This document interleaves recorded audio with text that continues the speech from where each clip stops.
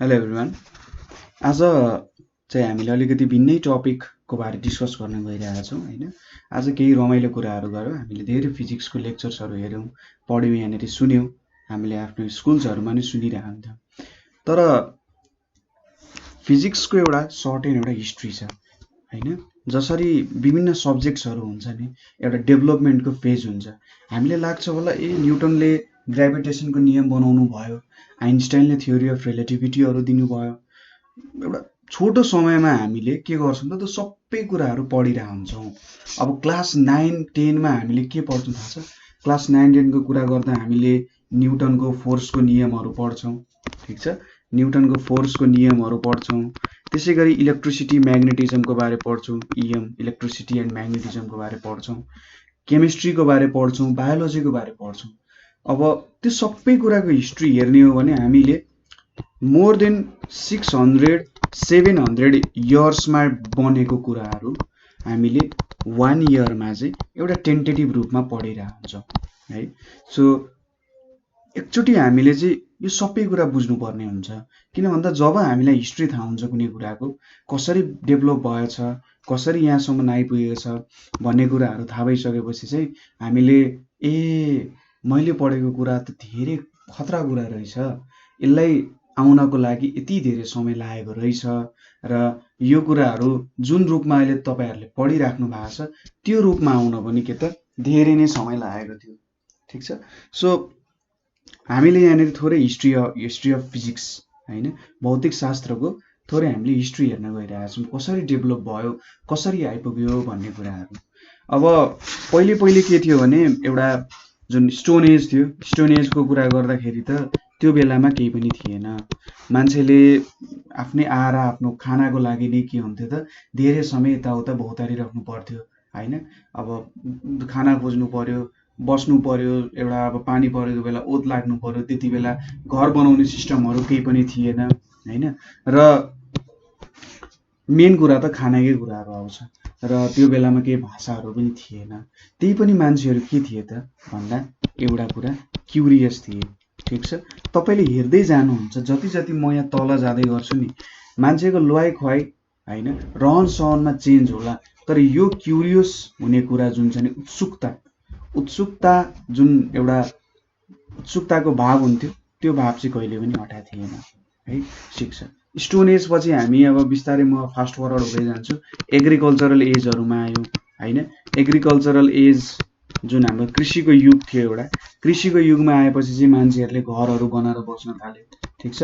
घरहरू बनाएर बस्न थाले। त्यसपछि अब पुरुषहरू मेलहरू अलिकति फिजिकल्ली फिट हुन्छन्, जो फिजिकल काम गर्नको लागि सक्छन् भन्ने एउटा देखियो त्यहाँनिर। किनभने धेरै जसो हन्टिङहरूको जुन स्टोन एज थियो, स्टोन एजमा पनि के थियो त मेलहरू धेरै जसो हन्टिङमा जान्थे र वुमनहरू चाहिँ के थियो त भन्दा बच्चा हेरेर बस्थे। त्यो बेलामा एउटा मेट्रियार्कल सोसाइटी थियो होइन। आमाले धेरै कुराहरू हेर्नुहुन्थ्यो। स्टोन एजमा चाहिँ एउटा मट्रियार्कल मदरको सोसाइटी थियो होइन। धेरै कुराहरूले इम्पोर्टेन्ट डिसिजन्सहरू त्यो बेलामा चाहिँ आमाहरूद्वारा हुन्थ्यो। तर जब अब एग्रिकल्चरल एज आयो, एग्रिकल्चरल एज आइसकेपछि के भयो भने त्यहाँनिर अब पुरुषले काम गर्ने भयो, महिलाहरू घरमा बस्ने हुनुभयो।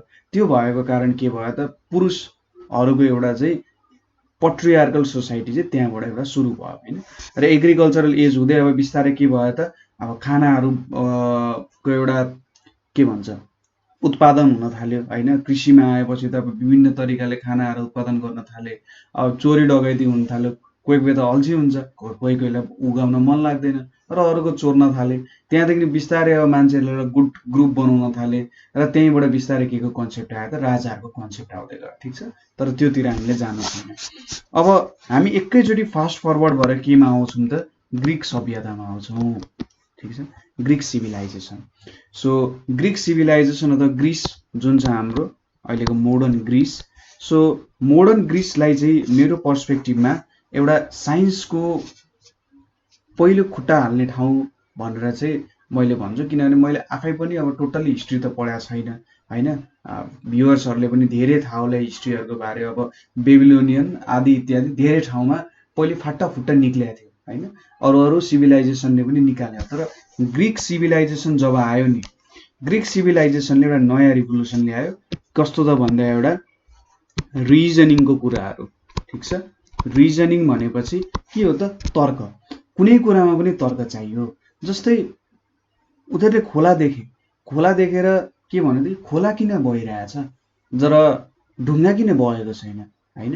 खोला बगिरहेछ तर ढुङ्गा बगिरहेको छैन, किन बगेको छैन होला, यसमा कारण के छ भन्ने कुराहरू। र यहीँबाट चाहिँ इन्डक्टिभ र डिडक्टिभ रिजनिङ भनेर आयो। इन्डक्टिभ र डिडक्टिभ रिजनिङ। अब तपाईँले यो नाम सुन्दा नौलो लाग्न सक्छ, तर तपाईँले यो कुराहरू नि आफूले प्रब्लम सल्भ गर्दाखेरि कुनै क्वेसन गर्दा युज गरेर राख्नुहुन्छ।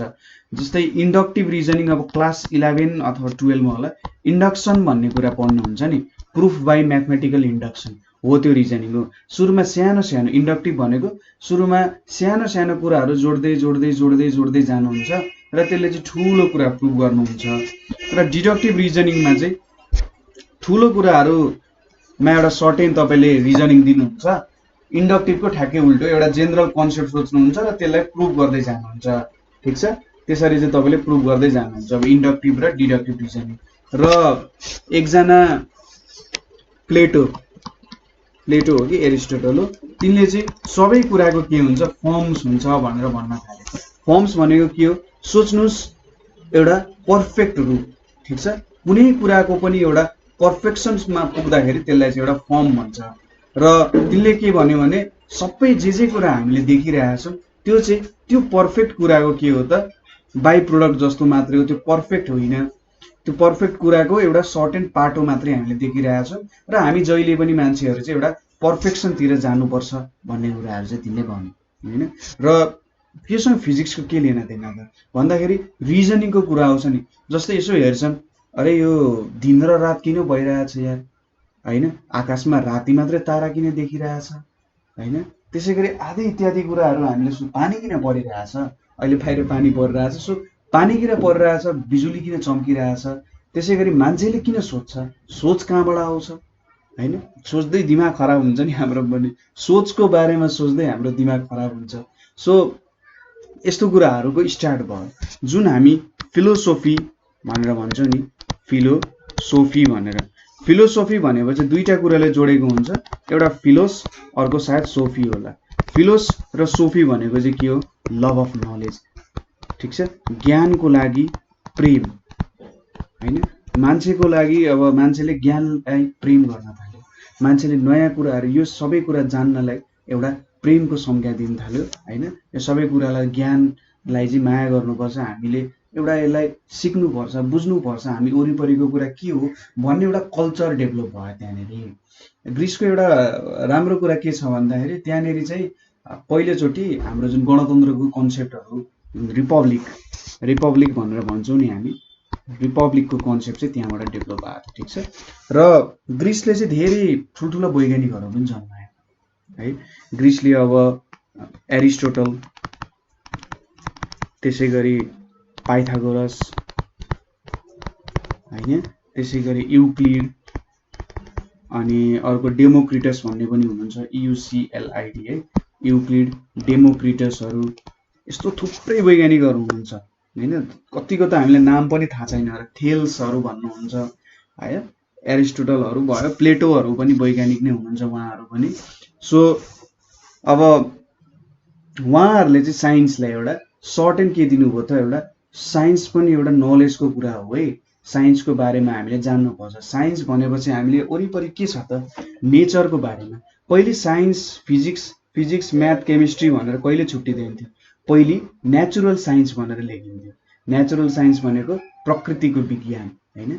प्रकृति कसरी चल्छ त त्यो कुरालाई जब एक्सप्लेन गर्न थाल्यो त्यो भयो के हाम्रो नेचुरल साइन्स भनेर भनिन्छ, होइन? अब यहाँनिर सबैको कुरा गर्नुभन्दा नि पाइथागोरस तपाईँलाई थाहा नै छ, हाम्रो राइट एङ्गल ट्रायङ्गल सम्बन्धी काम गर्ने मान्छे भयो। युक्लिड भनेको हाम्रो जुन ज्यामिति हामी पढ्छौँ, जियोमेट्रीको बापुजी भन्दा हुन्छ उहाँलाई चाहिँ। उहाँले जियोमेट्रीको सबै कुराहरू डेभलप गर्नुभयो। र अचम्मको कुरा के भन्दाखेरि उहाँले चाहिँ सबै कुरा एउटा कम्पास र एउटा स्केलले गर्नुभयो, ठिक छ। कम्पास र स्केलको युज गरेर उहाँले चाहिँ हाम्रो जुन नम्बर थ्योरी छ नि, नम्बर सिस्टमदेखि लिएर प्राइम नम्बर चाहिँ कहिले पनि प्राइम नम्बर इन्फिनिट वटा छ भन्ने कुराहरू सबै जियोमेट्रीको कन्सेप्ट है। उहाँको एउटा किताब छ युक्लिड्स जियोमेट्री भनेर के भनेर छ, ठिक छ, युक्लिड्स जियोमेट्री नै होला, एकचोटि किताब देखाउँछु। सो यो एउटा युक्लिड्स एलिमेन्ट्स अफ जियोमेट्री भन्ने किताब हो हैन, यो तपाईहरुले पढ्न सक्नुहुन्छ, एकदमै राम्रो किताबहरू छ। सो यो किताबमा चाहिँ युक्लिडले अब हेर्नु न 13 वटा बुक छ जम्मा जम्मी यहाँनिर हैन, 13 वटा बुक छ। अनि 13 वटा बुक छ र सबै कुराहरू यहाँ प्रुभ गर्नु भएको छ, आफूले भेटेको नयाँ थ्योरमहरू। जस्तै हामीले पढ्छौँ नि, point is that of which there is no part भनेको पोइन्टलाई डिभाइड गर्न सकिँदैन दुईटा पार्टहरुमा, ठिक छ, हेर्नु त। अनि line is a length without breadth भनेको के हो त, एउटा लाइन भनेको चाहिँ वान डाइमेन्सनल भन्छौँ नि हामी, यो लाइनमा केही पनि ब्रेथ हुँदैन भनेर। सो यस्तो कुराहरू डिफाइन गर्नुभयो र सबै कुराहरू जति जे छन् नि यहाँ सबै यहाँनिर इक्विलेटरल ट्रायंगल बनाउनेदेखि लिएर हैन आदि इत्यादि कुराहरू सबै कुराहरू उहाँले चाहिँ जियोमेट्रीको कन्सेप्ट्सहरूबाट बुझाउनु हो है। सायद यो उहाँको लेखाइ होला, यसरी लेख्नु भएको होला ग्रीकमा हैन। र कन्ग्रुएन्सीको कन्सेप्टहरू, त्यसैगरी नम्बर थ्योरीको कन्सेप्टहरू, अब नम्बर थ्योरीको कन्सेप्टहरू पनि उहाँले नै निकाल्नुभयो। अब यहाँनिर तल तल जब किताब तल जाँदै गर्नुहुन्छ उहाँले चाहिँ के त नम्बर थ्योरीको कन्सेप्टहरू पनि निकाल्नु भएको छ। मलाई चाहिँ के लाग्छ भने स्टुडेन्टहरूलाई यो तरिकाले पढायो भने चाहिँ सायद स्टुडेन्टहरूले बुझ्छन् होला, ठिक छ। सो यो युक्लिडको जियोमेट्री भन्ने किताब छ, तपाईहरुले अब यो किताब चाहिँ मजाले भेट्न सक्नुहुन्छ, जहीँ तहीँ भेट्न सक्नुहुन्छ हैन। सो यो कुराहरू भयो यहाँनिर। अब एरिस्टोटल मान्छेले धेरै कुरा भेट्नु भएको छ, जस्तै ल अफ फ्लोटेसन, सरी उहाँ त आर्किमिडिज हो।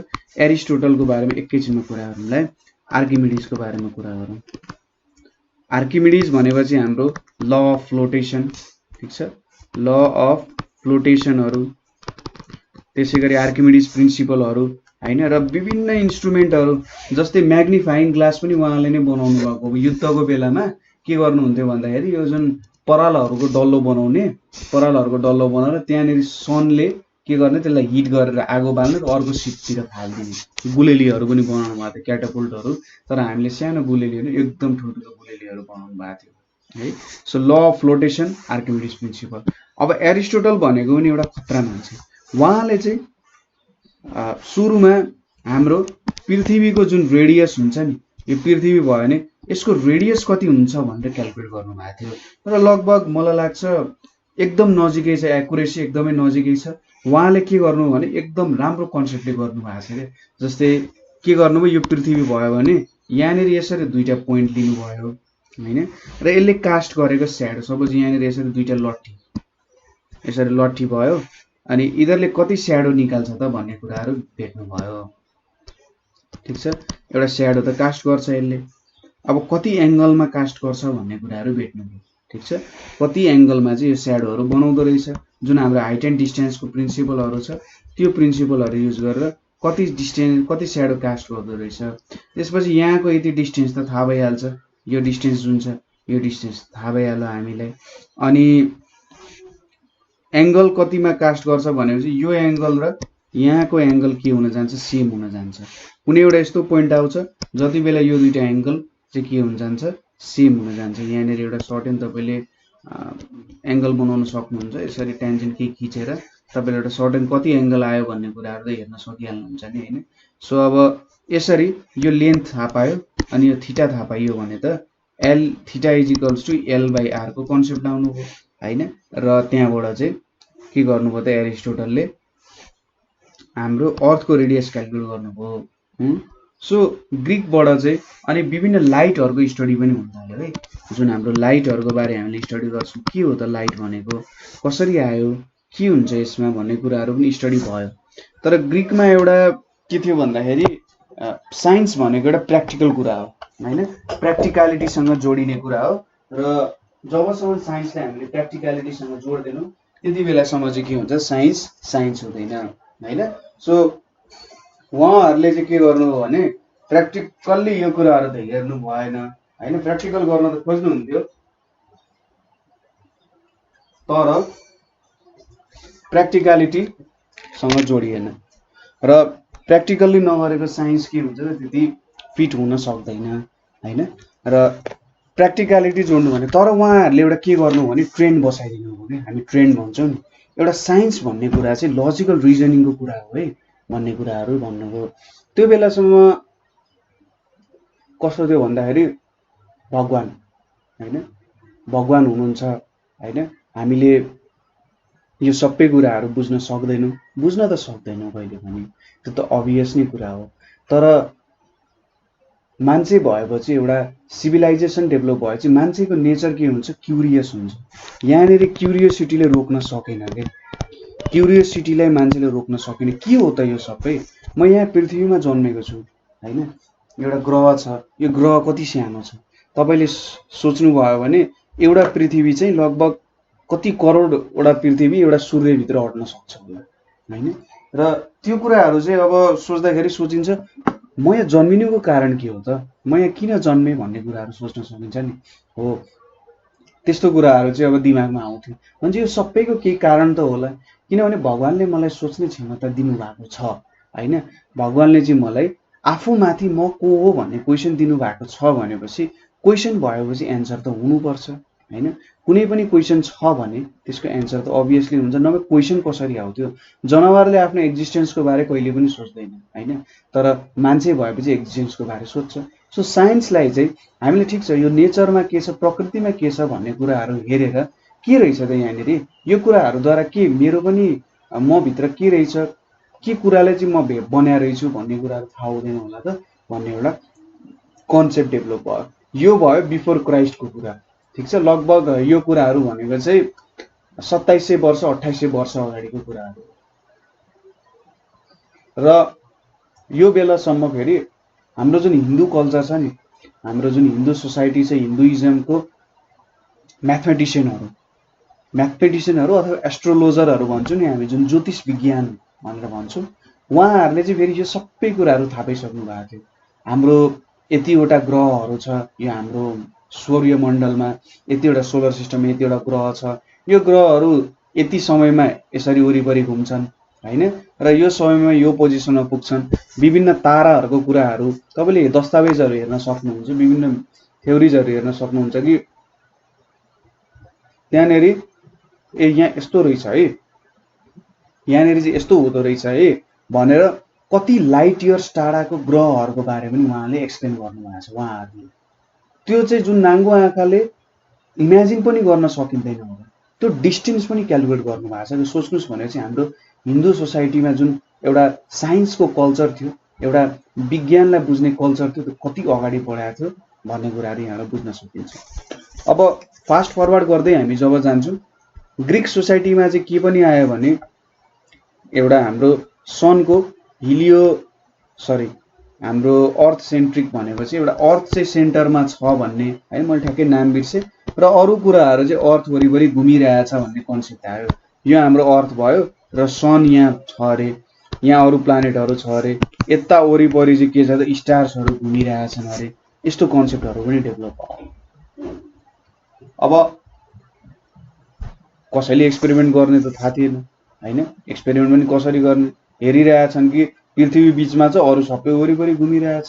सन कस्तो छ त, यहाँनिर पृथ्वी छ, सन यहाँ छ भने सन यहाँ आइपुग्छ, सन यहीँ अगाडि छ भने के हुन्छ, यहाँ दिन हुन्छ, पछाडि आइपुग्यो भने यो भागमा के हुन्छ, रात हुन्छ, यो भागमा दिन हुन्छ भन्छ। त्यो सन घुमिरहेछ होइन। जो मान्छेले पनि त्यो त अभियसली हुने सोचिहाल्छ नि होइन, सन चाहिँ घुमिरहेछ भन्ने कुराहरू सोचे। अब त्योभन्दा धेरै सोचेनन् होइन, त्यसलाई चाहिँ सायद जियोसेन्ट्रिक मोडल भनेर भन्छ होइन, जहाँ चाहिँ अर्थ बिचमा छ, अरू सबै कुराहरू, र यो ताराहरू बाहिर चाहिँ हेभन र हेल छ है भन्ने कुराहरू पनि भनिन्थ्यो होइन। हामीले कति फिल्ममा देख्छौँ नि, त्यो तारा भनेको चाहिँ तिम्रो हजुरबुवा हो है भनेर भनिरहेको हुन्छ नि होइन, त्यस्तो कुराहरू चाहिँ दिइरहेको हुन्छ नि, जो सायद त्यो भएर भन्न सकेको हुन्छ। तारा भनेको चाहिँ मान्छे एउटा रूप हो होइन, त्यस्तो कुराहरू त्यहाँबाट दिन सकेका हुन्छ। र त्यही कुरा कन्टिन्युटी भयो। त्यसपछि अब यता मिडल इस्टहरू जुन हाम्रो इरान इराकहरू जुन मिडल इस्टको कन्ट्रिजहरू छ, जुन जसले एउटा कल्चर फलो गराएको छ होइन, एउटा सर्टेन कल्चर छ, त्यो कल्चरमा पनि म्याथमेटिक्सको एकदमै धेरै विकास भयो, फिजिक्सको पनि एकदमै धेरै विकास भयो। उहाँहरूको कल्चरमा चाहिँ नि एउटा सिमेट्री भन्ने कुराहरूको एकदमै धेरै ठुलो महत्त्व थियो। उहाँहरूले के सोच्नुहुन्थ्यो भने भगवानले चाहिँ यो सबै कुराहरू एउटा सर्टेन तरिकाले मिलाएर पठाउनु भएको छ, मिलाएर बनाउनु भएको छ हैन। सबै कुराहरू चाहिँ एउटा सर्टेन लले मिलेको छ भन्ने कुराहरू सोच्नुहुन्थ्यो। अब यसको बारे हामी बुझ्न सक्दैनौँ हैन, ठिकै कुरा पनि हो। तर जति बेलासम्म भगवानले यसको बारेमा ज्ञान दिनु हुँदैन त्यति बेलासम्म हामी यो कुराहरू बुझ्न सक्दैनौँ भन्ने एउटा कल्चरको त्यहाँ डेभलपमेन्ट भएको थियो हैन। र उहाँको तपाईँहरूले मुस्लिम कल्चरको मस्कहरू हुन्छ नि, जुन मस्जिदहरू हेर्नुहुन्छ भने त्यहाँनिरको मस्जिदमा यति राम्रो हुन्छ नि, यति राम्रो सिमेट्रीहरू राखेका हुन्छ, त्यहाँनिर सबै कुराहरू यति राम्ररी मिलेको हुन्छ। त्यहाँ बनाएको पेन्टिङहरूदेखि लिएर त्यहाँ जुन टाइलहरूले बिछ्याएको छ हैन, त्यहाँनिर जुन भित्तामा बनाएको पिलरमा के देखिन्छ त भन्दा सबै कुरा मिलेर बनेको छ हैन। र एउटा त्यो चाहिँ भगवानलाई देखाउने तरिका हो कि भगवान चाहिँ सबै कुरामा परिपूर्ण हुनुहुन्छ है, त्यहाँनिर केही पनि त्यस्तो केही पनि डिफेक्ट हुँदैन हैन। भगवान परिपूर्ण हुनुहुन्छ, हामीले बनाएको कुरा परिपूर्ण छैन। उहाँले बनाएको कुराहरू पनि के छ त पूर्ण रूपमा सिमेट्रिकल छैन अथवा सबैतिरबाट मिलेको नहुन सक्छ। उहाँले चाहिँ एउटा हामीले अघि फर्मको कुरा गरेको थियौँ नि, सबै कुराको एउटा पर्फेक्ट फर्म हुन्छ भनेर हो उहाँहरूले पनि त्यो फर्म चाहिँ गेन गर्न खोजिराख्नु भएको थियो, यस्तो रहेछ भनेर। र अब युरोपतिर छिरौँ हामी। युरोपमा के थियो भने त्यो समयमा एउटा चर्चको दबदबा थियो। कस्तो दबदबा भन्दा जो मान्छे जुन एउटा धर्मशास्त्रको कुरा आएको थियो, धर्मशास्त्रको बेलामा मान्छेले चाहिँ विज्ञानको कुरा गर्न खोज्थे नि, र यो सबै भगवानको बाणी हो, यो अकाट्य छ, तिमीहरूले यसको बारेमा खोजेर काम छैन भनेर त्यति बेला धेरै यातना पनि पाए। धेरै मान्छेहरूलाई जलाइयो पनि हैन। उनीहरूले चाहिँ नयाँ विचार किन ल्याइस् भन्ने कुराहरूले चाहिँ जलाइयो पनि, त्यस्तोसम्म पनि भएको थियो। विचारको कारण एकजना मान्छेलाई, दुईजना मान्छेलाई मात्र हजारौँ मान्छेलाई बलि चढाइएको थियो त्यो बेलामा। मान्छे विचार कति ठुलो कुरो रहेछ, क्युरियोसिटी भन्ने कुरा कति धेरै इम्पोर्टेन्ट रहेछ भन्ने कुराहरू चाहिँ यहाँबाट अलिकति थोरै भए पनि अड्कल दिन सकिन्छ हैन। सो क्युरियोसिटी, अझैसम्म हामी क्युरियोसिटीमै छौँ। र त्यही पनि के हुन्छ भन्दाखेरि तपाईँले कुनै पनि खोलालाई जति नै रोक्न खोजे पनि कुनै न कुनै समयमा त्यसले त्यो बाँध फुटाएर खोलाले आफ्नो जुन सुरुको बहाव थियो, सुरुवातमा जुन बहाव थियो त्यो बहाव लिन्छ। प्रकृति र प्रकृतिको नियमलाई कसैले पनि रोक्न सक्दैन। मान्छेको दिमाग पनि त एउटा प्रकृतिबाट बनेको कुरा हो, प्रकृतिकै नियम अनुसार चल्छ भने त्यो कुरालाई कसैले रोक्न सक्छ त? दिमागले के गर्न खोज्छ, नयाँ कुराहरू सोच्न खोज्छ, नयाँ कुराहरू खोज्न खोज्छ भने त्यो कुराहरूलाई कहिले पनि रोक्न सकिँदैन हैन। अब हामी फेरि ग्यालिलियोको पालामा छौँ।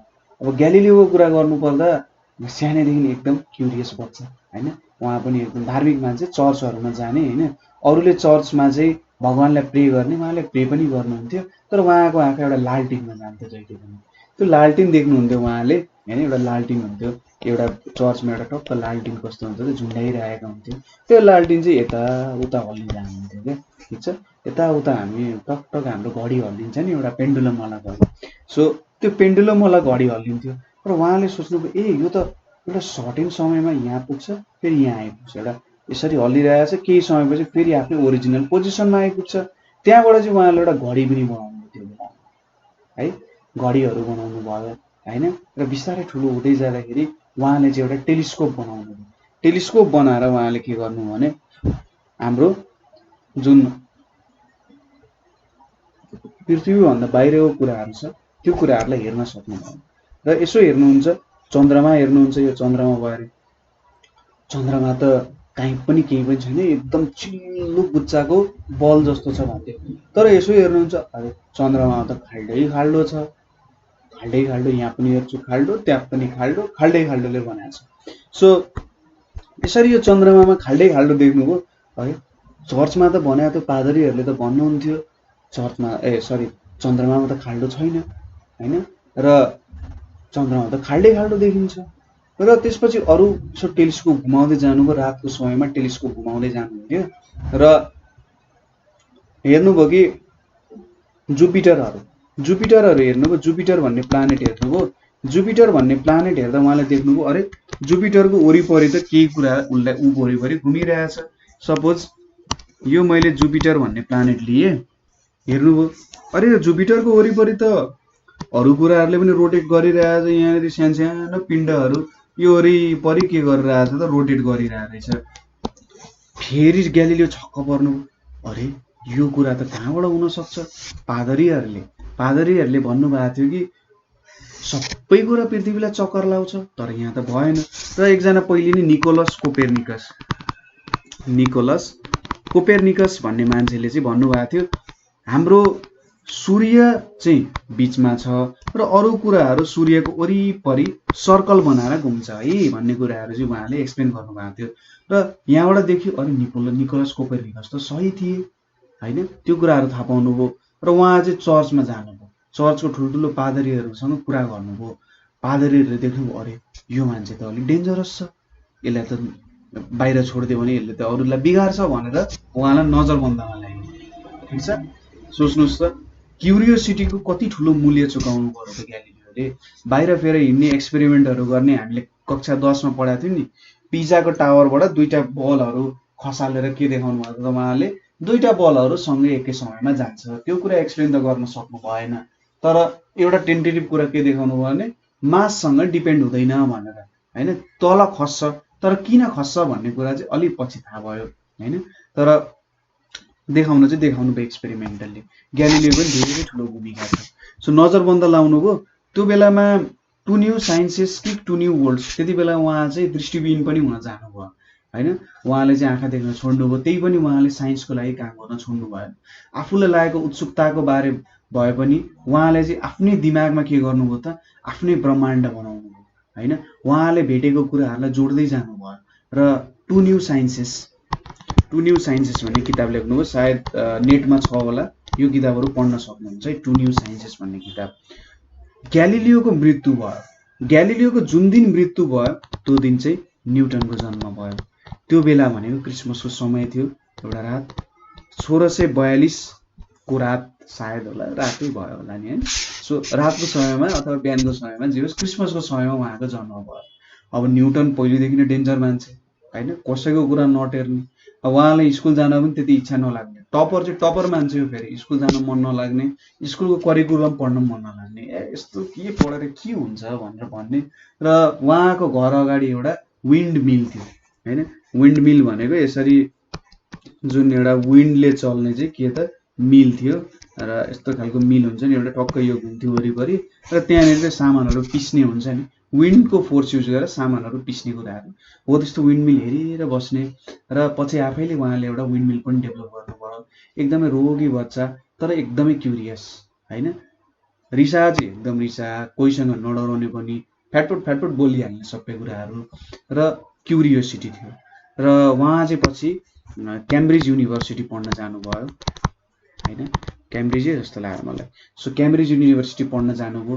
त्यति बेला चाहिँ अहिलेको समय जस्तै एउटा महामारी लाग्यो होइन, महामारी लाग्यो र उहाँ घर फर्किनुभयो। घर फर्केर अब ठिक छ, घरमा मजाले आनन्दले बसेर कामहरू गर्नुहुन्थ्यो, आफ्नो पढ्ने कामहरू गर्नुहुन्थ्यो। र एक दिन चाहिँ रुखमुनि बसेर कहानी हो, ठ्याक्कै बस्दाखेरि स्याउ खस्यो र सायद ग्यालिलियोको कुरा सम्झिनु भयो, अरे यो स्याउ किन खस्यो त, तल माथि किन गएन, बिचमा किन अडिएन, अथवा मेरै टाउकोमा किन खस्नु पर्यो त, त्यस्तो कुराहरू सोच्नु भएन। सुरुमा त आथा स्याउ टाउकोमा खस्यो भन्ने कुराहरू सोच्नुभयो होला। र क्याम्ब्रिज युनिभर्सिटीमा पढ्ने मान्छे जो चाहिँ एउटा म्याथमेटिक्सको राम्रो नलेज भएको मान्छे। र त्यसपछि उहाँले चाहिँ के गर्नुभयो भने यो कुराहरू खोज्न थाल्नुभयो। आफ्नो दिमागको एउटा ल्याबोरेटरीमा, दिमागको प्रयोगशालामा चाहिँ उहाँले यो कुराहरू सोच्दै जानुभयो। र उहाँले ग्राभिटी र ग्राभिटेसनको नियम बनाउनु, ग्राभिटी एन्ड ग्राभिटेसनको नियमहरू, यो चाहिँ तपाईँले, र सबै कुराहरू उहाँले जियोमेट्रीले बुझाउनु भयो क्या, जियोमेट्रीले बुझाउनु भयो। र यही बेलामा क्यालकुलसको कुराहरू पनि डेभलप गर्नुभयो। ग्राभिटी र ग्राभिटेसनको कुरा बुझाउन चाहिँ उहाँले क्यालकुलस बनाउनु भयो, जियोमेट्रीको नियम। तपाईँले यो कुरा प्रिन्किपिया म्याथमेटिका भन्ने उहाँको किताब छ, ठुलो किताब छ। र उहाँको किताब हेरेर तपाईँलाई लाग्यो अरे यो नियमहरू त मैले पढेको F equals to m a, F equals to G M M r square भन्ने नियमहरूसँग कसरी मेल खाँदो रहेछ भन्ने कुराहरू हुन सक्छ होइन। सो न्युटनले यो कुराहरू डेभलप गर्नुभयो। हैन, प्रिन्सिपिया म्याथमेटिका, जियो ग्राभिटीको कुराहरू, न्युटनको कुरा त अथाह छ हैन, म्याथमा अथाह छ, फिजिक्समा अथाह छ, लाइटलाई 7 वटा कलरमा डिभाइड गर्न सकिन्छ भन्ने कुराहरू पनि डेभलप गर्दै जानुभयो हैन। र त्यो बेलासम्म के थियो भन्दाखेरि हाम्रो विश्व ब्रह्माण्ड भनेको चाहिँ, विश्व ब्रह्माण्डमा टाइम भन्ने कुरा चाहिँ एब्सोल्युट छ। एब्सोल्युट भनेको कहिले पनि चेन्ज नहुने। कुनै कुराले पनि के हुन्छ भने मेरो घडीमा तपाईँ कुद्नु भयो नि, सपोज यो एउटा कुद्ने हाम्रो रन गर्ने ठाउँ भयो नि, यहाँबाट कुद्दाखेरि तपाईँले हेर्नुहुन्छ अगाडि बढ्दाखेरि के देखिन्छ त, अरे मलाई त कति लाग्यो त 10 सेकेन्ड लाग्यो भन्नुहुन्छ भने अर्को मान्छे यसरी रकेटमै कुदिरहेको छ भने उसले पनि देख्छ त ए हो 10 सेकेन्डमै कुदिरहेको रहेछ जस्तो देख्छ। So time is absolute, time कहिले पनि चेन्ज हुँदैन भन्ने कुराहरू चाहिँ उहाँले भन्नुभयो हैन। यसको नियमहरू पनि दिनुभयो र न्युटनले भनेको कुरा हो हैन। सानोतिनो मान्छेले भनेको त ए के हो यो जे पायो त्यही भनेर भन्न सकिन्थ्यो होला, तर न्युटनले भनेपछि त अरे यो त खतरा कुरा हो भन्ने कुराहरू आउँछ नि हैन। सो टाइम इज एब्सोल्युट भन्ने कुराहरू त्यहाँनिर आयो र यही अनुसारको कुराहरू। यो चाहिँ एउटा ग्यालिलियन ट्रान्सफर्मेसन छ। सायद मैले यो कुनै दिन यसको बारे पनि भिडियोहरू बनाउँछु। ग्यालिलियन ट्रान्सफर्मेसन भन्छ। ट्रान्सफर्मेसन के दिन्छ त भन्दा कुनै मान्छेले अब्जर्भ गरिरहेछ, अब्जर्भर अनुसार डिपेन्ड हुने कुरा हो। सो अब्जर्भरले अब्जर्भ गरिरहेछ भने के देखिन्छ भने समय अनुसार चाहिँ के हुन्छ त, चेन्ज हुँदैन। समय जहिले पनि कन्स्ट्यान्ट नै रहन्छ। समय अनुसार अरू कुराहरू चेन्ज हुन सक्छ, समय चेन्ज हुँदैन भनेर भन्नुभयो। ठिक छ। सो यस्तो कुराहरू आउन गयो हैन। र न्युटनले चाहिँ अब न्युटनको एउटा कहानी छ नि, न्युटनको एउटा कुकुर थियो, डायमन्ड भन्ने कुकुर थियो। एक दिन अब डायमन्डले चाहिँ अब त्यहाँनिर त्यति बेला त कुप्पीको समय, एडिसनको जन्म भएको थिएन। सो कुप्पीको समय थियो, डायमन्डले चाहिँ ठ्याक्कै कुप्पी अब यसो कतै जाँदाखेरि कुप्पीले न्युटनको सब कामहरू जलाइदिन्छ। तर न्युटनले यसो हेर्छन्, ला डायमन्ड तैँले के गरिस् नि भनेर अब कुकुरसँग कुरा गर्छन्। सायद डायमन्डलाई पनि नराम्रो लागेको थियो होला। अब कुरा गर्छन्, कति मनबाट अब हुन्छ अलिकति मान्छेको व्यवहारको कुराहरू, बाहिर जस्तो देखाए पनि भित्रबाट मन त एकदम सफा मान्छे थिए हैन। न्युटनले धेरै रिसर्चको कामहरू गरे र सायद न्युटनलाई गड फादर अफ साइन्स भनेर नमान्ने मान्छे कोही पनि छैन है। यो भयो 1642 देखि, सायद एक्ज्याक्ट मलाई उहाँको डेट अफ डेथ चाहिँ मलाई थाहा भएन हैन। सो 1642 देखि एउटा सर्ट एन्ड अन्तरालसम्म उहाँले फिजिक्स हेर्नुभयो। अब माइकल फ्याराडेको कुराहरू पनि छ। माइकल फ्याराडे भनेको उहाँको केही समयपछि एकदम गरिब परिवारमा जन्मिनु भएको मान्छे, उहाँले कहीँ पढ्न पाउनु भएन हैन। माइकल फ्याराडेले सबै कुराहरू जोडिन्छ है। माइकल फ्याराडेले पढ्न पाउनु भएन, तर उहाँलाई साइन्समा एकदमै धेरै इन्ट्रेस्ट, के हो कस्तो कुरा हो भन्ने कुराहरू। अघि हामीले एउटा डिडक्टिभ र इन्डक्टिभ रिजनिङ भन्नु भन्यो नि, न्युटन भन्ने मान्छेले चाहिँ डिडक्टिभ रिजनिङ गर्न सक्थे किनभने उहाँसँग नलेज थियो, म्याथमेटिक्सको नलेज थियो, फिजिक्सको नलेजहरू थियो हैन। तर माइकल फ्याराडे, मैले एमएफ लेखेँ, माइकल फ्याराडेसँग चाहिँ त्यो कुराहरू थिएन। तर उहाँसँग चाहिँ क्युरियोसिटी थियो, मेहनत गर्न सक्ने एउटा क्यापेबिलिटी थियो। कति समय ल्याबमै बस्ने, ल्याबमै काम गर्ने, 18 घन्टा 19 घन्टा केही नसोची ल्याबमा काम गर्ने, र त्यही मेहनतको फल उहाँले चाहिँ एउटा रोयल सोसाइटी भन्ने छ। रोयल सोसाइटी भनेको चाहिँ एकदमै ठुलो हो, जो मलाई लाग्छ संसारको सबैभन्दा एउटा रेप्युटेड ठाउँ हो, जहाँनिर साइन्टिस्टहरू भेला भएर ठुलो ठुलो कुराहरू चाहिँ गर्नुहुन्छ। ठुलो कुरा भन्नाले जो विकासको कुराहरू, साइन्सको कुराहरू, नयाँ खोजीको कुराहरू गर्ने ठाउँ हो हैन। रोयल सोसाइटीमा केमिस्ट्रीको एउटा एसिस्टेन्टको रूपमा काम गर्न पाउनुभयो र उहाँले चाहिँ त्यहाँबाट धेरै रिसर्चहरू गर्नुभयो। जस्तै हामीले क्लास 12 मा पढ्छौँ नि इलेक्ट्रोम्याग्नेटिक इन्डक्सन भनेर, उहाँले चाहिँ के थाहा पाउनुभयो भने इलेक्ट्रिसिटीले म्याग्नेटिजम डेभलप गर्छ र म्याग्नेटिजमले इलेक्ट्रिसिटी पनि डेभलप गर्छ भन्ने कुरा उहाँलाई थाहा पाउनुभयो। यसो सुन्दाखेरि यो त नर्मल कुरा हो जस्तो लाग्छ, तर उहाँले त्यो कुरा डेभलप नगरे भए अहिले हाम्रो घरमा बिजुली बत्ती आइपुग्दैन थियो, हामीले मोबाइल चलाउन पाउँदैन थियौँ, हामीले टिभी हेर्न पाउँदैन थियौँ, हामीले गाडी चलाउन पाउँदैन थियौँ, हामीले केही पनि काम गर्न सक्दैन थियौँ। र उहाँले एउटा फिल्डको कन्सेप्ट पनि निकाल्नु भयो, जुन हामीले फिल्डहरू भनेर पढ्छौँ नि, कुनै ठाउँमा कति इन्फ्लुएन्स छ, कुनै पनि मासको अथवा चार्जको कुराहरू कति इन्फ्लुएन्स छ भनेर फिल्डको कन्सेप्टहरू पनि उहाँले दिनुभयो। पछिको समयमा लेक्चरहरूमा उहाँले के भन्नुभयो भने हाम्रो यो जुन लाइट छ, यो लाइट चाहिँ इलेक्ट्रिसिटी एन्ड म्याग्नेटिजमले बनेको कुरा भन्न थाल्नुभयो। अरे इलेक्ट्रिसिटी भनेको त छुँदा करेन्ट लाग्छ, म्याग्नेटिजम भनेको के हो त सानो जुन आइरनहरू हुन्छ आइरनलाई तान्ने काम गर्छ। अरे लाइट कहाँबाट आयो? लाइट त इलेक्ट्रिसिटीले एफेक्ट गर्छ न म्याग्नेटले एफेक्ट गर्छ। मान्छेले सोच्यो अरे यो त बौला रहेछ, के भनिरहेछ भनेर भन्नुभयो। तर त्यसको केही समय जब माइकल फ्याराडे एकदमै बुढो हुनुहुन्थ्यो, उहाँसँग चाहिँ एकजना मान्छे म्याक्सवेल, जेम्स क्लर्क म्याक्सवेल भन्ने मान्छे चाहिँ भेट्न आइराख्नुहुन्थ्यो। James Clerk Maxwell one of the greatest genius, खतरा मान्छे।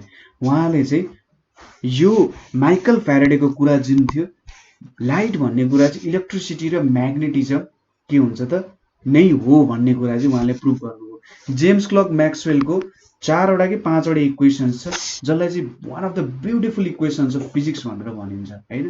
त्यो कुराहरू उहाँले प्रुभ गरेर देखाउनुभयो। र एउटा कुरा के पनि थाहा पाउनु भने लाइट चाहिँ भ्याक्युममा 3 × 10⁸ मिटर पर सेकेन्डको स्पिड हुन्छ।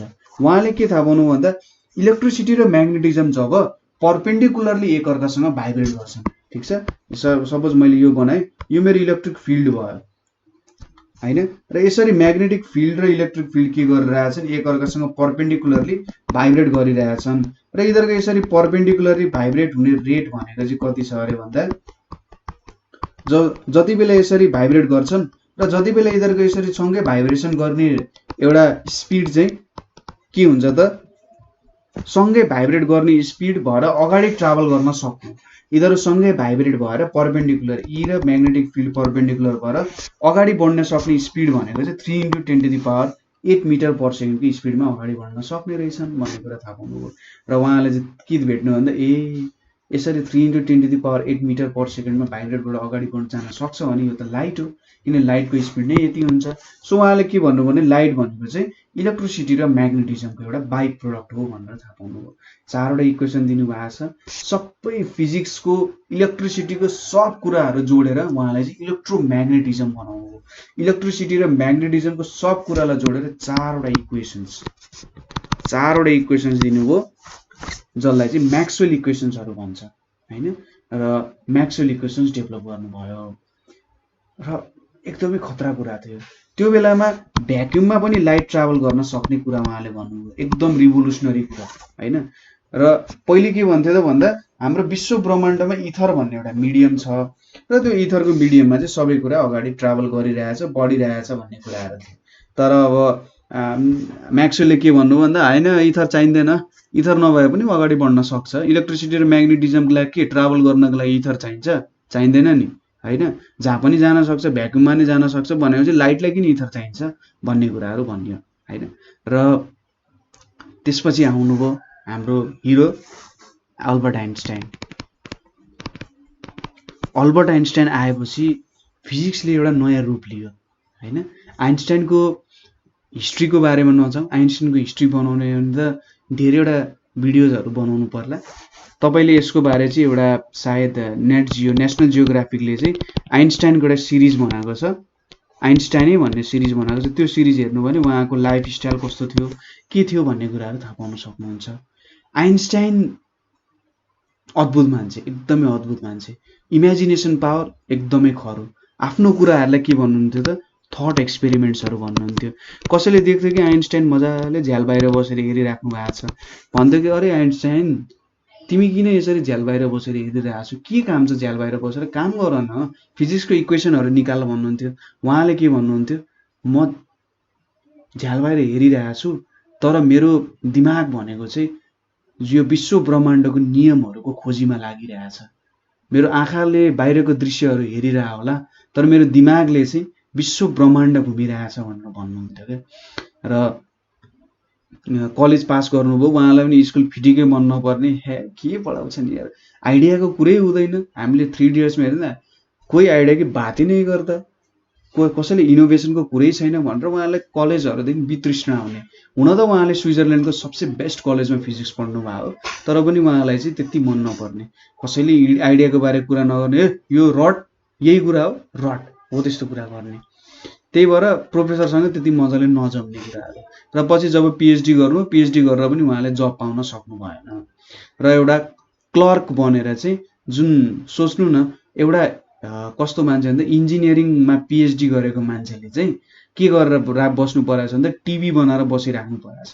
ठिकै छ, कुनै पनि प्रोफेसन एउटा भन्दा अर्को सानो त हुँदैन। त्यही पनि इन्जिनियरिङ पढेको मान्छेले त के उसले त पिएचडी गरेको मान्छेले टिभी बनाएर बस्नु उसको स्किल्सले दिन्छ त उसलाई? दिँदैन नि, होइन? टिभी बनाएर मात्रै बस्ने उसको स्किल्स होइन, उसले त नयाँ टिभी बनाउने, नयाँ खालको टिभी बनाउने उसको स्किल छ। तर उसले टिभी बनायो भने उसको त वेस्ट अफ टाइम भयो नि त, उसको स्किलको वेस्ट भयो नि त। उसको स्किललाई नै उसले अब थिचेर मार्छ, हो त्यस्तो काममा लाग्नु भयो। तर आइन्स्टाइनले हार मान्नु भएन र 1905 को एउटा वर्ष जसलाई चाहिँ के भन्छ त miracle years of physics, miracle years of physics भनेर भन्छ। मिराकल इयर्स अफ फिजिक्स, फिजिक्सको एउटा अद्भुत समय। यो एक वर्षमा उहाँले 5 वटा पेपर निकाल्नु भयो। ठिक छ, 5 वटा पेपर निकाल्नु भयो। अलिकति यो 5 वटा पेपरमा टुङ्ग्यो। एउटा म्याक्स प्ल्याङ्क भन्ने साइन्टिस्ट हुनुहुन्थ्यो। म्याक्स प्ल्याङ्क भनेको चाहिँ सबैले मान्ने मान्छे है, म्याक्स प्ल्याङ्क भनेको सबैले मान्ने मान्छे। र उहाँले त्यो बेलामा E = HF भन्ने कुरा निकाल्नु भएको थियो। त्यो बेलासम्म के थियो भन्दाखेरि इनर्जी भन्ने कुरा चाहिँ जहिले पनि कन्टिन्युअस हुन्छ, पानी जसरी बगिरहेछ त्यसरी कन्टिन्युअस हुन्छ भन्थे। तर म्याक्स प्ल्याङ्कले के भन्नुहुन्न, होइन, इनर्जी पनि के छ, जसरी मैले कुनै ठाउँबाट तप्प पानी चुहाउँछु नि, एउटा सर्टेन भोल्युम हुन्छ, हो त्यस्तो हुन्छ है। इनर्जी भनेको डिस्कन्टिन्युअस हुन्छ भनेर भन्नुभयो। र आइन्स्टाइन एकदमै इन्फ्लुएन्स उहाँबाट। सो उहाँले 5 वटा पेपर निकाल्नुभयो। यस्तो पेपर निकाल्नुभयो, कुनै एउटा पेपरले एउटा मान्छेको जिन्दगीभरि उसलाई फिजिक्समा यो मान्छे खतरा रहेछ है, यसले विश्वको लागि केही खतरा गरेको छ, विज्ञानको लागि खतरा गरेको छ भन्ने कुराहरू चाहिँ बुझ्न सक्ने 5 वटा पेपर निकाल्नुभयो। ठिक छ, 5 वटा पेपरमा पहिलो कुरामा के गर्नुभयो, एटम्स एक्जिस्ट हुन्छ है भन्ने कुरा उहाँले प्रुभ गर्नुभयो। ठिक छ, एटम्स एक्जिस्ट हुन्छ भन्ने कुरा चाहिँ उहाँले प्रुभ गर्नु। उहाँको पेपरहरू सबै तपाईँहरूले नेटबाट निकाल्न सक्नुहुन्छ। एटम्स हुन्छ भन्ने कुराहरू प्रुभ गर्नुभयो। यसको ठ्याक्कै मैले अहिले एउटा सर्टेन एक्सपेरिमेन्ट थियो होइन, एकदम ठ्याक्कै मेरो घाँटीसम्म आइसक्यो तर मुखमा आइरहेको छैन। सो एटम्सको एउटा एक्सपेरिमेन्ट दिनुभयो उहाँले, जुन एउटा पानीमा चाहिँ यसरी एटम्सहरू हुन्छ है। त्यो एउटा सर्टेन एक्सपेरिमेन्टबाट त्यो यहाँनिर एउटा के अरे बीजहरू सिडहरूबाट चाहिँ पानीमा मुभमेन्ट गरिरहेकोबाट के थाहा भन्नुभयो, एटम्स हुन्छ। त्यसपछि लाइट पनि के हो त डिस्कन्टिन्युअस हुन्छ, यो चाहिँ फोटोन्सले बनेको हुन्छ है भन्ने कुराहरू र फोटो इलेक्ट्रिक इफेक्टको प्रिन्सिपलहरू दिनुभयो। त्यसपछि उहाँले एउटा के दिनुभयो भन्दा फोटोन्सको कुरा दिनुभयो, एटम्सको कुराहरू भन्नुभयो। अर्को कुरा भनेको स्पेशल रिलेटिभिटी। स्पेशल रिलेटिभिटी यसको बारे बवाल कुरा छ। स्पेशल रिलेटिभिटीमा उहाँले के भन्नुभयो थाहा छ, time is not absolute, time absolute छैन। टाइम चाहिँ समय अनुसार टाइम चाहिँ तपाईँको भेलोसिटी अनुसार चेन्ज हुन्छ। अझै भन्नुपर्दा इन्भर्स हुन्छ होइन। जसरी हामीले सिधै भेलोसिटी भनेको डिस्टेन्स बाइ टाइम लेख्छौँ, भेलोसिटी इन्भर्स टु टाइम छ नि। तपाईँ जति धेरै भेलोसिटीमा हिँड्नुहुन्छ नि त्यति तपाईँको लागि टाइम कम हुँदै जान्छ भनेर भन्नुभयो उहाँले। जस्तै तपाईँ कुनै रकेटमा लाइटको स्पिडमा हिँडिराख्नु भएको छ भने तपाईँ 20 वर्ष रकेटमा हिँड्नुभयो भने पृथ्वीमा त्यही बेला चाहिँ मान्छेहरू, तपाईँको भाइ छ, भाइ 60 वर्ष हो भने तपाईँ 20 वर्ष मात्रै हुनुहुन्छ क्या। हो यस्तो कुराहरू भन्नुभयो उहाँले। अर्को पेपरमा उहाँले E = mc² को बारेमा कन्सेप्ट्सहरू निकाल्नुभयो र एउटा पेपर चाहिँ तपाईँले खोज्नु होला है। ठिक छ, अब यो एटम्सको बारे पनि खोज्नु होला, फोटोन्सको बारे। ठिक छ, हामी म्याथमेटिक्स बुझ्नु अलिकति गाह्रो हुन्छ त्यहाँको, तर यो कुराहरू निकाल्नुभयो। कति खतरा कुरा हो, टाइम एब्सोल्युट छैन, एटम्सहरू एक्जिस्ट गर्छ, फोटोन्सहरू हो डिस्कन्टिन्युअस हुन्छ र E = mc² सबैलाई थाहा नै छ। हेर्नु त उहाँले त फिजिक्सलाई एउटा नयाँ मोडमै लानुभयो क्या, एउटा पोर्सनलाई मात्रै होइन सबै पोर्सनलाई नयाँ मोडमा लानुभयो। त्यसपछिको केही समयमा उहाँले एउटा जेनरल रिलेटिभिटी भन्ने निकाल्नु भयो। General relativity. अब जेनरल रिलेटिभिटीले न्युटनलाई टक्कर दिने बेला आयो। न्युटनले के भन्नुभयो भने ग्राभिटीको फोर्स हुन्छ है, फोर्स छ, तर कसरी छ त्यो कुरा एक्सप्लेन गर्न सक्नु भएन होइन। र त्यो सँगसँगै धेरै डिटेल्सहरू छ, त्यो डिटेल्सको बारे स्टडी गर्न सक्नुहुन्छ। जस तपाईँलाई कुरा गर्न मन छ त्यो डिटेलिङको बारे पनि हामीले कुरा गर्न सक्छौँ। सो त्यो डिटेल्सहरूको बारे उहाँले कुरा गर्नुभयो र उहाँले जेनरल रिलेटिभिटी निकाल्नुभयो। उहाँले के भन्नुभयो भने हाम्रो ग्राभिटी भनेको कुनै एउटा फोर्स छैन। ग्राभिटी भनेको चाहिँ जसरी तपाईँ खाटमा बस्दाखेरि जुन डसना हुन्छ, डसना कुचिन्छ नि, हो त्यसरी नै हाम्रो स्पेस पनि एउटा डस्ना हो र सबै कुराहरू त डस्नामा बसेका छन् र त डस्नालाई के गर्छ सनले यसरी थिच्छ डस्नाले यसरी सनले थिचेर यस्तो बनाइदिन्छ नि अब मैले यहाँनिर एउटा कुनै बल राख्यो भने डस्नाले थिचेपछि नि यो बल त यसरी रोल भएर यहाँतिर पुग्छ हो यो चाहिँ ग्राभिटीको कारण हो एट्र्याक्सन भयो जस्तो देखियो नि त यहाँनिर यसरी थिच्दाखेरि के भयो त सुलुलुलु बगेर सनतिर जान खोज्यो भनेपछि त्यो भनेको के भयो त ग्राभिटी भयो भनेर उहाँले भन्नुभयो हैन र ग्राभिटीको नियम नयाँ निकाल्नु भयो उहाँले यो भनेको चाहिँ त्यति बेला जे होस् यति ठुलो कुरा थियो कि उहाँ सुपरस्टार हुनुभयो कि सोच्नुहोस् म्युजिकको सुपरस्टार जो हुन्छ नि हो त्यस्तो सुपरस्टारको रूपमा फिजिक्समा गनिनु भयो आइन्स्टाइनलाई नचिन्ने मान्छे त सायदै कोही होला जुनै फिल्डको मान्छेलाई पनि एकजना वैज्ञानिकको नाम लिनु भन्दाखेरि पक्कै पनि उसले आइन्स्टाइनको नाम लिन्छ भलै उसको कामको बारे थाहा नहोस् तर आइन्स्टाइनको नाम नसुन्ने मान्छे कोही पनि हुँदैन हैन सो उहाँले यस्तो कन्सेप्टहरू निकाल्नु भयो र पछि मृत्यु हुने बेलामा उहाँले चाहिँ के भन्नुभयो भने उहाँले अरू यति धेरै कुराहरू छ कुरै नगरौँ के आइन्स्टाइन पनि यति धेरै कुराहरू निकाल्नु भएको छ त्यो कुराहरू गर्न सक्नु जस्तै इपिआर भन्ने एउटा कुरा छ आइन्स्टाइन्स पोडोल्स्की रोजन एक्सपेरिमेन्ट यसको बारे तपाईँले हेर्न सक्नुहुन्छ त्यसै गरी बोस आइन्स्टाइन कन्डेन्सेट भनेर हेर्नुहुन्छ बोस आइन्स्टाइन स्ट्याटिस्टिक्स भनेर छ बोस आइन्स्टाइन स्ट्याटिस्टिक्स हैन यो चाहिँ एकजना इन्डियन साइन्टिस्ट सत्येन्द्रनाथ बोससँग उहाँले मिलेर निकालेको कुराहरू यो कुराहरू पनि उहाँले भन्नुभयो हैन र यति धेरै कुराहरू डेभलप गर्नुभयो र आइन्स्टाइनकै कुराहरूमै टेकेर हामीले अहिले फिजिक्स बनाइरहेका छौँ सो यो भनेको 1905 पछि यो हाम्रो जेनरल रिलेटिभिटी सायद 1916 मा बन्यो वर्ल्ड वार पनि त्यति बेला सुरु भएको थियो हैन वर्ल्ड वार सुरु त भएको थिएन तर जे होस् 1900 कतिमा सुरु भएको थियो वर्ल्ड वार 13 तिर हो कि कतितिर सुरु भएको थियो सायद 13 तिरै होला ल त्यही समय त्यस्तै समयमा डेभलप भएको थियो र जेनरल रिलेटिभिटी पनि त्यस्तै समयमा निक्ल्यो हैन उहाँलाई पनि देशबाट खेदाइयो र उहाँ चाहिँ पछि अब अमेरिकामा गएर प्रिन्सटन युनिभर्सिटीमा बसेर एउटा प्रोफेसरको रूपमा बस्नु भएको थियो हैन उहाँले मर्ने बेलामा चाहिँ कस्तो कुरा गर्नुहुन्थ्यो भन्दाखेरि हामीले यो विश्व ब्रह्माण्डको कुराहरू चाहिँ सबै कुराहरू बुझ्न सक्दैनौँ यो कुराहरूलाई चलाउने चाहिँ कोही न कोही छ है यो कुराहरूलाई बुझ्ने यो कुराहरूलाई सम्हाल्ने हैन यो कुराहरू यस्तो सबै कुराहरू मिलेको छ क्या किनभने यो भन्दा अलिकति पनि थोरै चेन्ज आएको भए विश्व ब्रह्माण्ड रहँदैन थियो यति टु दि पोइन्ट पर्फेक्ट छ क्या पोइन्ट पर्फेक्ट कुराहरू छ हैन त्यस्तो कुराहरू आयो यहाँनिर त्यसको आइन्स्टाइनकै पालादेखि क्वान्टम मेकानिक्सको कुराहरू पनि डेभलप भइरहेको थियो अब आइन्स्टाइनको थ्योरी भनेको ठुल्ठुलो कुराहरूको लागि हो हैन र क्वान्टम मेकानिक्स भनेको एकदम सानो कुरा हुन त quantum mechanics Max प्लाङ्कले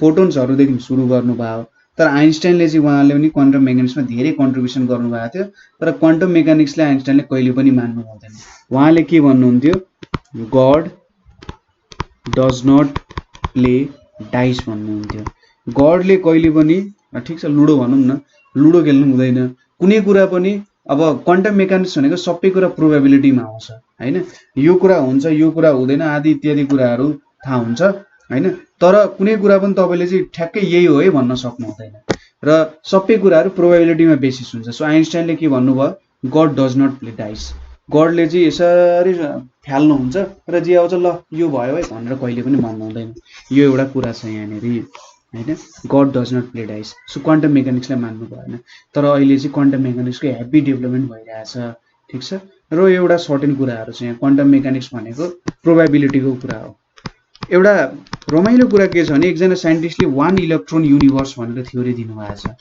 1 electron universe भनेको चाहिँ यो विश्व ब्रह्माण्डमा सिर्फ एउटा इलेक्ट्रोन छ कस्तो कन्सेप्ट होला त्यो 1 इलेक्ट्रोन युनिभर्स विश्व ब्रह्माण्डमा एउटा मात्र इलेक्ट्रोन छ है र त्यो इलेक्ट्रोन जहीँतै पुग्न भ्याउँछ किनभने तपाईले कुनै कुरालाई हेर्ने बित्तिकै त्यो कुराको के हुँदो रहेछ त्यो कुराको पोजिसन मोमेन्टमहरुमा चेन्ज आउँछ हैन सो भनेपछि कुन कुरा कहाँ छ भन्ने कुरा हामीलाई थाहा छैन भने के छ भन्दा we don't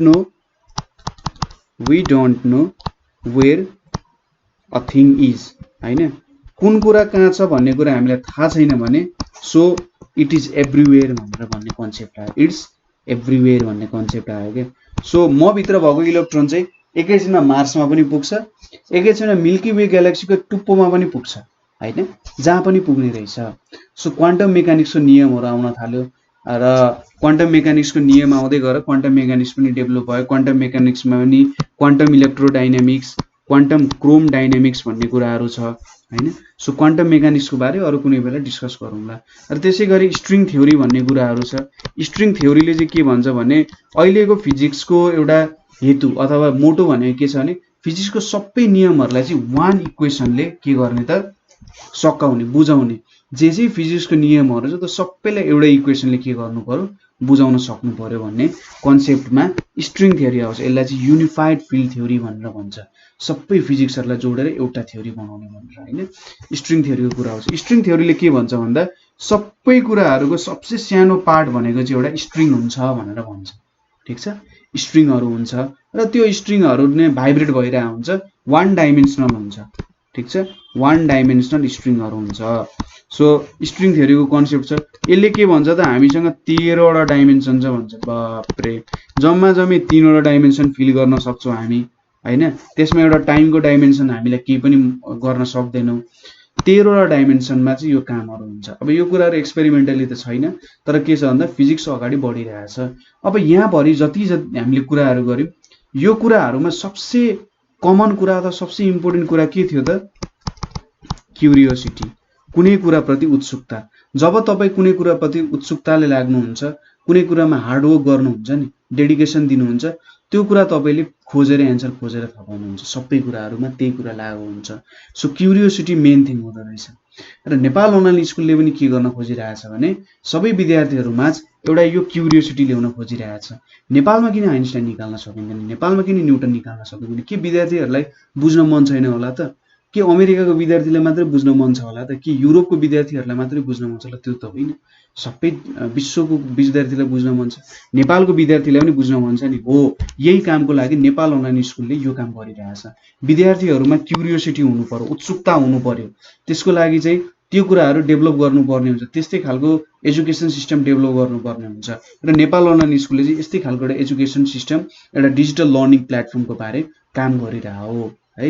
so Nepal online स्कुलको मेन मोटो भनेको विद्यार्थीहरूलाई क्युरियस बनाउने हो, कुनै कुराप्रति उत्सुकता होस्, र त्यो उत्सुकतालाई कसरी हार्डवर्क र डेडिकेसनमा कन्भर्ट गर्ने कुरा पनि हामीले सिकाउँछौँ। यो कुरालाई कसरी लान सकिन्छ, किनभने क्युरियस भएर मात्रै काम छैन, हार्डवर्क र डेडिकेसन भएन भने त्यो काम कहिले पनि सफल हुँदैन। किनभने क्युरियस भएर ठिक छ अहिले एउटा सोच आउँछ, एकछिनपछि अर्को सोच आउला, 10वटा सोचमा त काम गर्न हामी सक्दैनौँ। 10 ठाउँ हामीले 5-5 मिटरको दुलो खन्यौँ भने पानी आउँदैन नि, तर एउटै ठाउँमा हामीले 50 मिटर तल खन्यौँ भने पानी आउँछ नि। हो, त्यस्तै कुराहरू हुन्छ यहाँनिर। सो नेपाल अनलाइन स्कुललाई माया गर्नुहोस्, नेपाल अनलाइन स्कुलमा आफ्नो प्रब्लमहरू सेयर गर्नुहोस्। तपाईँलाई कसैले क्युरियस बन्न दिएको छैन, त्यसलाई तुरुन्त छोडिहाल्नुहोस्, कामै छैन। तपाईँ क्युरियस हुनु पर्यो, तपाईँले जान्ने उत्सुकता हुनु पर्यो, तपाईँमा एउटा भोक हुनु पर्यो कि मलाई पनि केही गर्न मन छ, मलाई केही बुझ्न मन छ, विश्वको लागि मलाई केही कन्ट्रिब्युट गर्न मन छ।